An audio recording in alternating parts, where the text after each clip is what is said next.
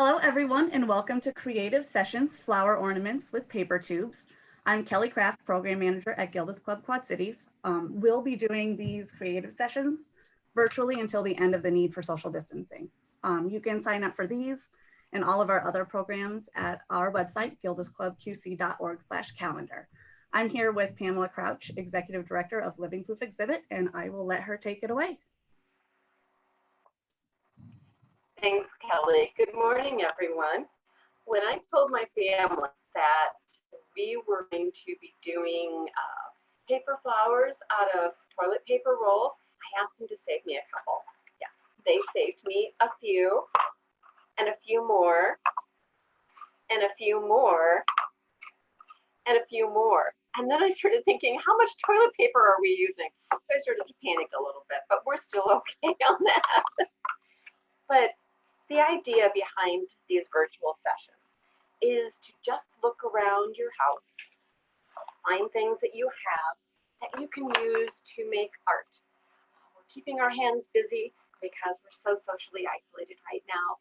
It's nice to be able to create something. What we're doing today is going to be making flowers out of either toilet paper rolls or paper towels or anything that's a simple cardboard roll. These are really easy there's so many things that you can make out of toilet paper rolls. We're going to just do flowers. So take your scissors, take your toilet paper roll, and make some cuts all the way through. Sorry, it's going to be about 1/4 inch, and you're going to get little petals. You're going to cut out as many of these as you can. Don't worry if they're not perfectly the same size, because you think about it, flower petals are very seldom exactly the same size. You can make them as thick as you want. You can make them as thin as you want. If you get it too thin, it's going to become a little bit more challenging because we're going to be gluing these together. So I have a couple of these. You see that mine, pointing it up against my background here because it matches my hair. You can see mine has a little bit of a point to the end. What's nice, it's cardboard. It's very, very malleable. So if you want to have a round flower, you can do that. I'm keeping mine pointed right now. I just have glue. It's school glue. I also have clear tacky glue. I have lots of glue, I have to confess that. And the idea is just a drop of glue. See if glue actually works. Kind of got stuck. Just a drop of glue on one end. My glue is not working. Imagine that. Imagine that happening live on Facebook. We'll try this glue. There we go. A drop of glue on one side, and then you're going to join the other one to it. So you can see that you're beginning to get a flower petal. A whole bunch of these glued together. Now, I like to work in odd numbers. If you do 3 of them together, you're starting to get something that looks like a tulip. If you put 5 of them together, I'll show you what that looks like. 5 of them, you get this. I didn't paint this. I haven't done anything to it, but I'm already thinking Christmas. Imagine how fun this would be to use twine, like poor tomatoes. I'm not going to have any twine. I keep using it for crafts. You can hang these on the tree. They'll gather up some pine cones. If you have some of the sticks, some of the things that we did last week, just to cut the sticks kind of small, wrap some twine around them, wrap some ribbons around them, and you can hang these in the evergreen. And imagine how simple and pretty, and sometimes we just need to kind of go back to some of the basics. So that's one way to do this. I have several of these. You can just hang them individually, or you can glue, I didn't glue these together, you can glue these together and you start to get a wreath of flowers. We all have these toilet paper rolls sitting around. If you have glue, you're good to go. If you don't have glue, you can staple them. I'm not going to tell. What if you want to do it a little fancy? Do you still have acrylic paints? Hopefully you have some. I painted this one, just one coat of red acrylic paint. Now, you notice I've got kind of a big hole there because when I was painting everything, it shifted a little bit. All right, what do? I can put something in the middle. I can either take another, just cut out some circle and paint it out of your cardboard. Or what else could you use? We all have buttons sitting around. I know that when you buy a shirt, you oftentimes get an extra button. Glue a button in the middle of this. Again, you can hang this. It'd be so pretty to hang them in the windows. Maybe you have those itty bitty little pine cones in your yard. Cut those in half and put one in here. I'm really curious to see what you're going to come up with for ideas to put in the middle of this. Old pieces of jewelry, pretty much anything that you can glue that isn't going to be terribly heavy. Again, it's just paper. You can see how pretty that is. Just one coat of just acrylic paint. And I started thinking, what else could we do with these? I painted this one white, and I added glitter glue. I didn't have glitter.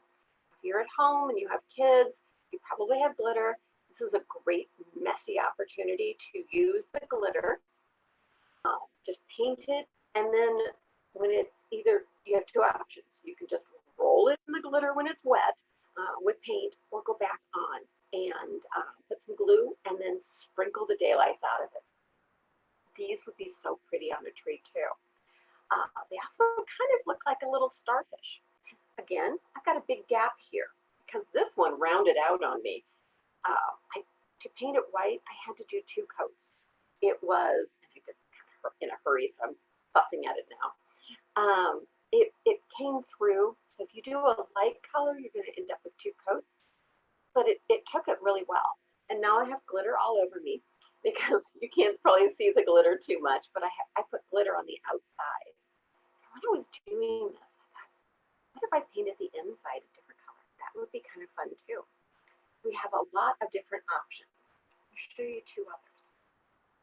I have a lot of craft paper sitting around the house and other colored paper. Go back to one of the first sessions that we had, and that was using unexpected mail. When you open up some of the mail, you'll find that there's really beautiful blues inside of it, especially for bills. So you'll have paper that you don't even realize you have it. It gets delivered to your store every day. But I happen to have some colored papers at home. And so what I did was, need a better camera. I just cut out a piece and put it on the back side of it. Now, I didn't paint this, but I think I would if I was going to make a full flower. I would paint this a complementary color or the same color as what's here. So then this becomes a solid color. And I thought, what else do I have sitting around? I have tissue paper. If you're like me, when you get gifts and they have the pretty tissue paper, I swirl it away and keep it because it's really fun to make other things out of. This one, you can see through.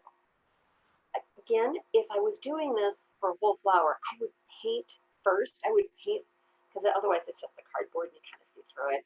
But these are going to be really pretty. Imagine like a stained glass effect. You can hang these in your window and you'd see the tissue paper and the colors, and people, if they walk past your house, they would see them outside too.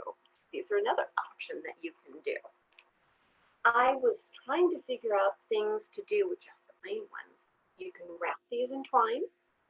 If you follow our friend Pat Bariskin, she is doing Zentangling, and that is taking a pin and making just a simple thin pin and making designs. So you could do designs on the paper and eventually fill this all up. What's nice about Zentangling, Miss Pat will tell you this, is it's very calming and it fills the space.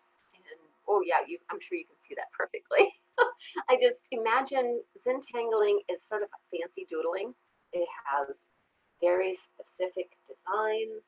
You could paint this and then do a design on it. You could cover these little pieces with fabric. They're pretty sturdy. I was really surprised at how sturdy these little things are, because every time I tried to add something to it, it said, okay. So there are so many options that you can do. You could do 3 of these. We talked about doing a wreath out of the 5s. You could do, I've got these are glued now together. You could do a wreath of just keep adding some and make all sorts of, I'm dropping them now.